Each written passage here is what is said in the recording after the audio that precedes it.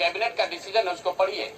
उसमें लिखा गया है कि जो लोग भी इनकम टैक्स नहीं देते हैं और जो सरकारी नौकरी नहीं करते हैं वो सारे परिवार के लोग, उनको 2-2 लाख रुपया दिया जाएगा रोजगार करने के लिए। और फिर अगले 1 महीने तक सरकारी व्यवस्था लगाकर महिलाओं को 10-10 हजार रुपए देकर उनका वोट खरीदा जाता है। उनके पीछे सरकार की व्यवस्था लगती है, वो पैसा लेकर बदल ना जाए। उनको जीविका के समूहों से जोड़ा गया, उनको जीविका की दीदियों को उनके पीछे लगाया गया कि भाई तुम जाकर इसी पर वोट करना। वो ये हुआ है तब आपको ये प्रचंड बहुमत दिख रहा है।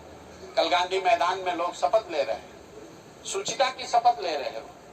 हम लोग नीतीश कुमार को ईमानदार व्यक्ति मानते हैं। मैं व्यक्तिगत तौर पर उनसे जुड़ा रहा हूं, व्यक्तिगत तौर पर ईमानदार। लेकिन ये ईमानदारी की कौन सी परिभाषा है? सिर्फ कॉन्ट्रैक्टर से और ट्रांसफर पोस्टिंग में पैसा लेना ही बेईमानी नहीं है। संविधान में जो बात लिखी गई है उसकी अवहेलना भी बेईमानी है। और ये सिर्फ बिहार का मसला नहीं है। मैं आपके जरिए पूरे देश के लोगों को ये बताना चाहता हूँ, ये बिहार के चुनाव के परिणाम, आप इसको गंभीरता से लीजिए। ये जनसुराज का मामला नहीं है। अगर ये चीज अलाउ कर दी जाए तो देश से लोकतंत्र खत्म हो जाएगा। कोई भी दल जो सत्ता में है वो कभी चुनाव ही नहीं हारेगा। किसी भी सरकार के लिए 15, 20, 30 हजार करोड़ रुपया कहीं से कर्ज लेकर भी लोगों से को बांटने में कोई दिक्कत नहीं, कोई कर सकता है। आप देखिए बिहार सरकार के पास पैसा नहीं था, कंटीजेंसी फंड से पैसा डाइवर्ट करके, वर्ल्ड बैंक का पैसा जो दूसरे काम के लिए था उसको डाइवर्ट करके ये वोट खरीदा गया है। और मैं बिल्कुल गंभीरता से दावे के साथ कह रहा हूं, कैमरे पर कह रहा हूं कि सरकार ने ये 10-10 हजार रुपए में वोट खरीदा है। अगर मैं गलत कह रहा हूं तो सरकार हम पर केस कर दे, हमको जेल में डाल दे, पीछे हटने वाले नहीं।